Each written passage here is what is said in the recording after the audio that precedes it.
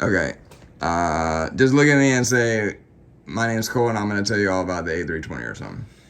My name is Cole, and I'm going to tell you all about that. I can't even say it.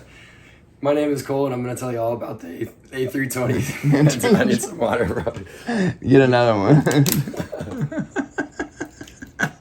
Oh, God. No, this outtake video is going to be even better.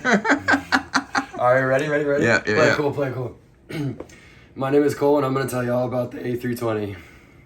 All right, wait. Let's rock! Fetch me their soul. Oh, well, yeah, okay. But the video is like literally fucking 40 seconds long, though. Yeah, I know you don't have to play those things. Okay. What do you want to hear? You want to hear? Everything. Like, tell me, like, you're. He's the pilot flying. He's the pilot monitoring. He's looking outside to make sure the plane's centered on the runway center line. He's looking at the airspeed indicator. He's looking for different callouts at various airspeeds. Okay. When he gets to 80 knots, that he's gonna say thrust set, and that's gonna tell the pilot flying that he can relieve the control pressure on the control stick, and you'll see this indicator go up to the neutral position. The next call that the pilot monitoring, and the first officer in this case, is gonna make is when the PFD or airspeed indicator gets to 100 knots, he's gonna say 100 knots, and that's gonna tell the pilot flying to check his airspeed indicator to make sure it also says 100 knots. So how fast is the plane to be going before it starts to lift up? So that's the third call that we get to. So there's this blue and purple indicator here on the PFD.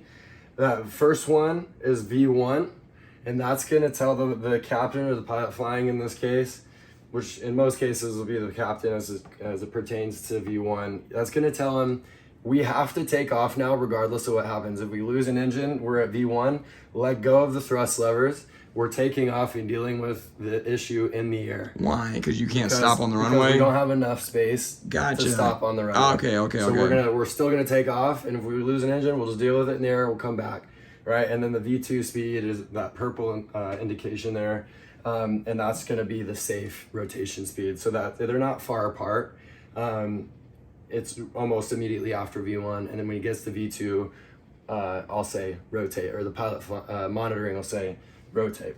So the callouts are thrust set, 100 knots, check, V1, rotate. And so 100 knots in miles per hour is roughly like what? Oh, dude, I don't know.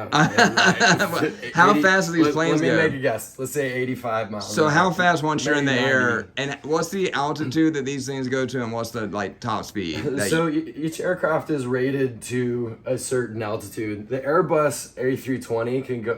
Don't quote me on it. It's like 41,000 feet or something like that. At my airline, it's up to 39,800 feet. Okay. That's just what we're rated to. That's what it was tested to my understanding. I'm not sure what the exact parameters are on that. And the speed? But that's it's like a memory, 500 miles an hour? A memory item for us. The speed largely depends on your wind speed as you're in cruise.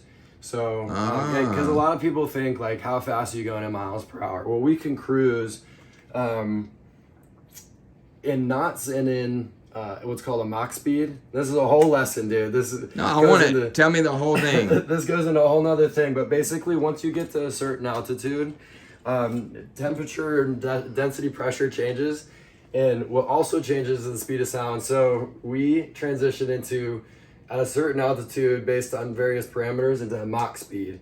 So instead of saying we're at a 250 knots, we could be at 30,000 feet and be going Mach 7.5 or Mach 7.6, Mach 7.8, and that's all in reference to the speed of sound, which is Mach 1, right? So we're... Oh my God, you're smart, bro. We're just... You look like a frat boy, but you're smart. I haven't taught anything on this yet, but the concepts are all the same, and I used to be a flight instructor, right? You were a flight instructor too? I was a flight instructor. That's how I got my hours to get here, dude. Oh my God. That's how most people do it. But I wasn't teaching Mach speeds and stuff, so that's why I'm a little wishy-washy on like the specifics of what affects the speed of sound. Also, he's not been like sucking on any penises. He's just hoarse. Okay.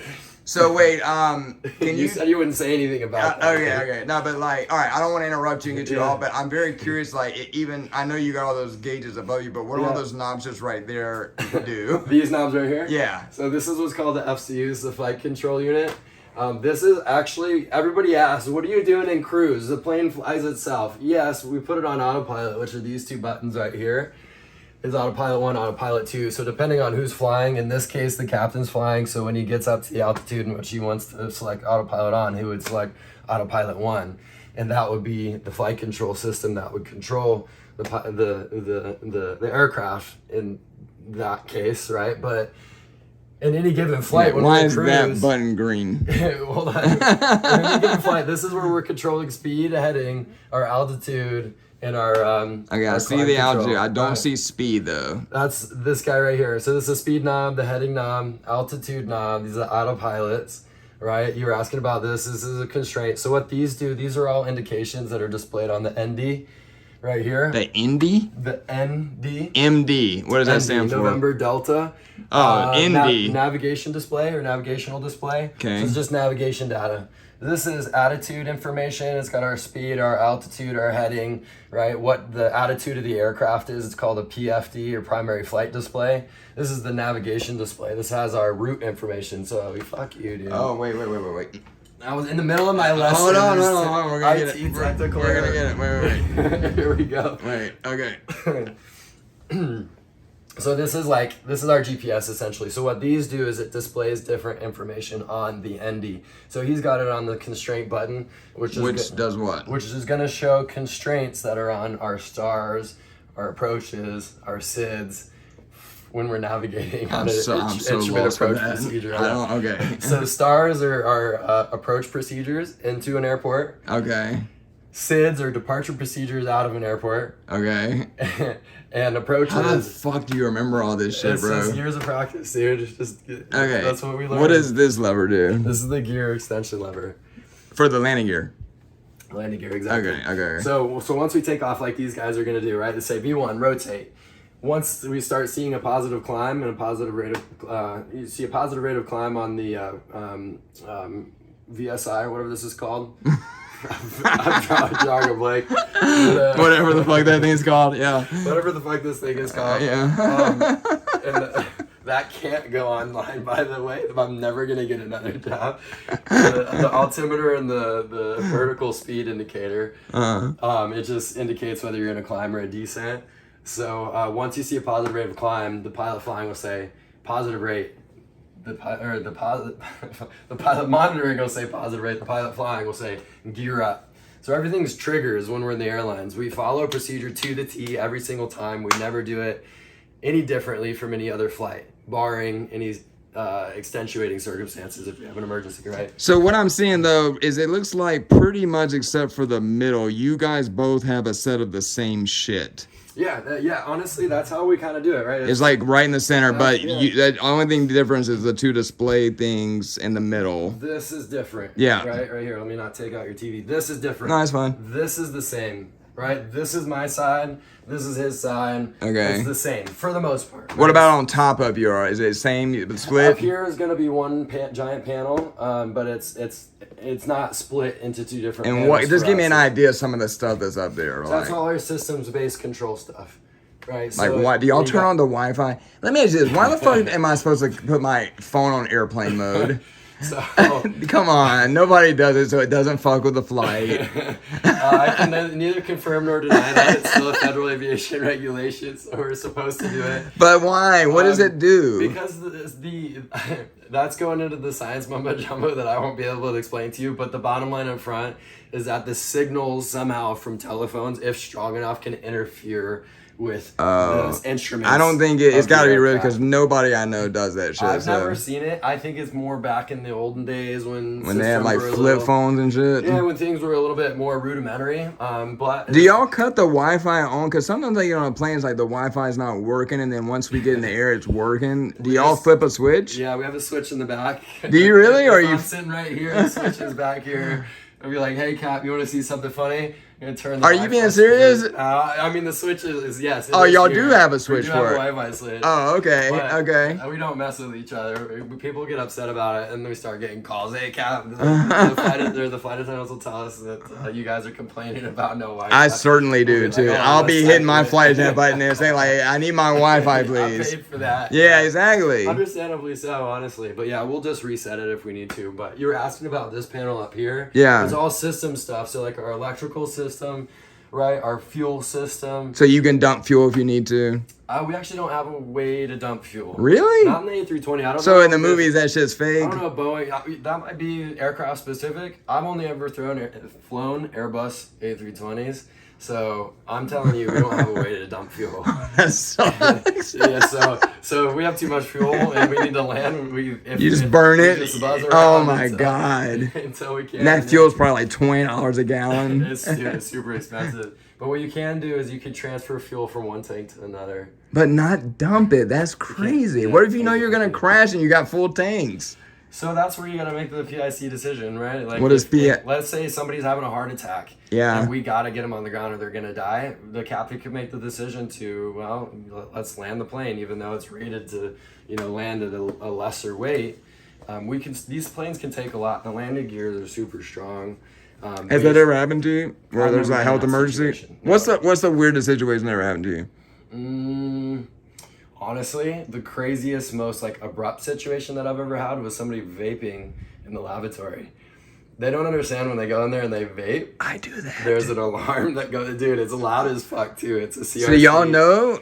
Bing, bing, bing, bing, bing, bing, bing, bing. Yeah, dude. Instantly, What? Oh my yeah. god, I'm glad you told me that because I totally do that. Yeah, so we get a notification and it scares From the shit vaping? out of us. Yes. But even like a vape like this are like the big motherfucker because this barely puts out any smoke. I don't know. I haven't tested it, dude. But What? I had no idea y'all knew that. So that was the most what's going on, And it was somebody vaping in the lavatory, and it actually has a little. Did they message. get arrested? No, the police did come. They talked to him, but it wasn't shit that they could do because the police. Excuse me. I'm not telling you. You're gonna go and be like, they can't do shit. No, seriously, I want to know. I mean, I'll probably still do it, but The problem is the line is blurry because law enforcement, unless you physically attacking people, Yeah. it's hard for law enforcement to do anything when they weren't there and present to see what happened, right? okay. The vaping is wishy-washy because it's kind of like, well, you did it, but nothing happened, and what are we gonna do? We're gonna take you to jail, and then you're gonna check out. And Yeah. so a lot of times It's a lot different than lighting like a burning cigarette on a plane, Yeah, which I remember flying when you Dude, used to get yeah. smoke on planes, bro. Exactly. Yeah. They had ashtrays and shit on the I things, know, bro. right. I was there for I that. know some of the planes still have those, but yeah. I don't want to be on those planes because they're old as fuck. What you do not want is a fire on the plane. Yeah, no shit. That's one of my worst fears is getting a fire on the Really? plane. Do y'all not have fire put out devices and sprinklers? Airbus does for sure. There's a fire protection. Okay, system. so if it crashes, what gear is on the plane? Like rafts? Like what do y'all have? Like flare kits? I mean, Yeah, we do. We have first aid kits, we have life vests. There are those the the slides. seats are yeah. right, And the seats are cushioned, they're flotation device or some shit. Not in ours. They're not. Okay. You just have the life vests that are underneath that they always show you. Do y'all have, like, a Neck, gun? pull the tab. Do we have a gun? Yeah, what if you land in crocodile infested You waters? gotta shoot the crocodile. You better hope somebody brought a gun, I guess. Nah, they make you check those. Yeah. Crocodiles. We don't have anything like that, but we do have the slides turned into rafts. So we did a little bit of training on that, right? Did you ever get to slide down one of those? Yeah, we did in our training. Was it fun? I mean, it's you You've go jumped down. out of planes and shit, so I'm sure for you it's Yeah, nothing. exactly. Yeah. We have in the cockpit we have safety ropes or escape ropes up on each side. So if we did need to make an emergency evacuation, we can open up our windows and throw the rope out and climb down, so we don't have to go. Do y'all have a access door like in the movies, and where you guys are sitting that can go to the bottom of the plane, or is that just in the movies? No, that's not in the Airbus A320. Okay. They're in the bigger airplanes, that might be a thing. In the Airbus A320, and I'm sure the 737s don't have it either. How much bigger is a 737 than a 320? They're about the same size. They're built a little bit different. You'll notice the A320 actually sits up higher. How many people does that plane hold? 182 With the staff, or is that just passengers? passengers. Okay. 182 plus 4 flight attendants, 2 pilots. So There's 4 flight attendants on a plane? I usually see 3 or 2. Yeah, it's Spirit's rocket. Don't quote me on this. It's for every 50 passengers, you've got to have 1 flight attendant. Or something like Okay. that. The A321s, which we also fly still, those go up to 228 passengers. How many gallons of fuel does that bad boy hold? A lot. I don't know the top. You don't know? I don't remember the top. I could look it up for you if you. Nah, it's alright. I'm just rapid firing shit at you. So, do you have anything that most people wouldn't know about, a certain button or I don't know, like some weird fucking shit that a random person that flies would never imagine you guys have? Do you all, from 9/11, you guys, the door is like barricaded, isn't it? Mm-hmm. Yeah, there's a reinforced door behind us that locks. We have a trigger that we can use. This shouldn't be confidential information. It might be, but I don't think it is. There's just a little latch that sits on the pedestal. So you remember the guy had his arm on the thrust levers there. Just behind the thrust levers, there's a little switch that he can pull and disengage the lock on the door to let somebody in if he needs to. But the standard procedure, this is kind of interesting. A lot of people don't know what we do when we need to go to the bathroom because we don't have a lavatory in the cockpit, right? So what we do is there's a little call button up here. There's a procedure where the flight attendants are supposed to check in every 45 minutes at my company. It might be different in another company, but if we need to, there's a call button. We can call them up. And that's what that little ding is that you hear in the cabin sometimes. And the flight attendant comes up to the phone, hey, Cap, what's going on? And we're like, hey, you guys mind letting us out? We need to use lavatory when you get a second. And they say, yeah, okay. I've never seen like a pilot walk out of the cockpit to use a bathroom. Yeah, people aren't really paying attention about that kind of thing, and it's different for each company. Each one has different procedures. Southwest is different from where I work, right? Yeah. But for us, they take the galley cart out of the front galley and they block the gotcha. Yeah. Walkway, so people can't come up and like try and burst into the cockpit. God damn it.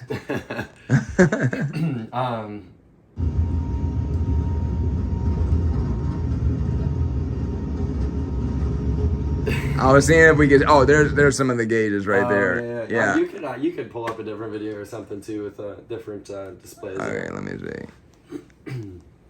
Paris A320. Man, look at all them lights, bro. Jesus. And the Airbus is way more streamlined than the 737 is. You should see that thing. That looks like a spaceship. So that's what it looks. The one you fly looks like all them lights. This is what I fly right here. Damn, that's way more gauges and knobs on top than I thought. I thought it was just like that first row of like 3. It goes all the way up here, dude. It's not all of them. I mean, what? I don't understand what all those things do. I mean, when you start breaking it up down, it's actually pretty easy. I wonder if it's gonna show the actual thrust set, 80 knots. So let's say 100 knots. Maybe. Okay, fuck me. I guess not. Oh, check. And the next one is V1, rotate. And you'll see him lift the plane off the ground. Here comes V1. Rotate. Yeah, damn. Positive rate. Once he gets off the ground, they start climbing. Yeah, he's at positive climbs, a little bit different. We say positive rate, gear up. He's supposed to disengage the ground spoilers there. Their procedure might be a little bit different too. I can't speak to that. But from there, a lot of guys will just click on the autopilot and cruise until they get to their destination. So really, you can just, once you take off, you can just put on autopilot until you land. Yeah, you have to wait 5 seconds and 100 feet after takeoff. But I like to fly it up to like 10,000 feet. Sometimes I'll take it to 15 or 18,000 feet. It just depends on how many turns are on the departure procedure. Right now, he's going pretty straight. Yeah. So I honestly would probably click the autopilot on pretty quick. So how do y'all know if, like, when they announce we're gonna hit some turbulence? How do y'all know that? A few different reasons. So the weather radar, which these guys looks like they're displaying the terrain on ND right now, which is this green and brownish here. But once they're not because terrain and ND's not on. I don't know what that display. It looks a little different, but they have a weather radar system down here. They turn on, and it'll show cloud coverage. This might just be attenuation or light precipitation because it looks like they're going through clouds. But it'll show right here. It'll show big green spots, and then it'll show yellow, and then it'll show red. Red's bad. Purple will show turbulence. You want to stay away from yellow, red, and purple. Green is okay. Not ideal if you can't avoid it, but that's what they're going through right now is the screen. And you can, I think it's just the resolution on the screen right now, since I can kind of tell that it's pixelated. That's probably why this looks different. But you can see the green and then the yellow, and then it gets to like a deeper, darker red right here. That's the kind of stuff that they want to try to avoid. So they're going to try and go through the green. But the other way is the ATC will tell us. Hey, He did touch one of those buttons up there. I didn't see which one, but he's probably, they might have hit 10,000 feet, and he's, well, they're still only at 6,000 feet. So he's just changing the integrity lights. He's just changing the brightness of the lights of the panel. But you asked about turbulence. ATC can tell us too. If there's somebody ahead of us on our route, they'll say, "Hey, just so you know, Do you fly with a lot of females? No, I've only flown with 3. 3 females total. It's not as common on the FO side. It's more How common. to start an Airbus How to engine? start the engines of an Airbus A320. As usual, there are no keys, so just open the door and walk right in. Once you're in the cockpit, turn on the batteries and APU, which will provide air to spin the engine. Is this all right? Once the That's engine correct? is started, Yeah, I kinda, turn on yeah. the APU bleed to use This it is like the compressed quickest air. way. Then You're turn skipping the all your fuel pumps flows. on and move the engine mode selector to ignition/start. And lastly, move the engine 1 master switch to on and wait for around 1 minute. When it's available, repeat for engine. 1 minute. Was it gonna warm up? This is a Neo too, so it's gonna take. So longer tell than me that. what's going on with the Neos. Why are they down?